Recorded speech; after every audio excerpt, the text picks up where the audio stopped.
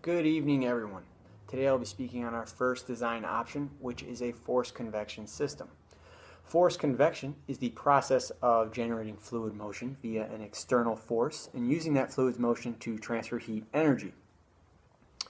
In our system, the fan will be the external force and air will be the fluid.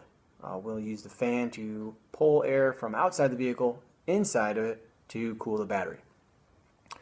There's several companies that have already adapted this system. Most notable is the Chevy Volt and the electric Ford Focus.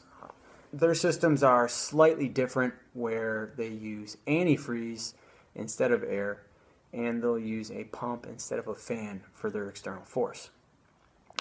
Currently, the Nissan Leaf is using a free convection system. Now, a forced convection system would be the next logical step in cooling, since it can transfer significant amounts of heat energy very efficiently. Our design will incorporate a variable speed fan and a controller. This will have several functions and take several things into consideration, but most importantly, it will consider the speed of the vehicle, the outside ambient temperature, and the current temperature of the battery. It will kind of juggle all three of these things and communicate with the fan so it can operate at the correct speed accordingly given the scenario.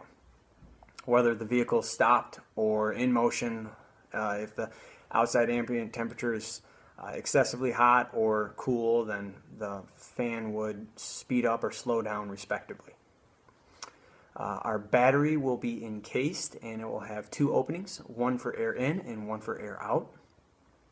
And during future research and calculations, we will need to pay special attention to the external or excessively high outside ambient temperature.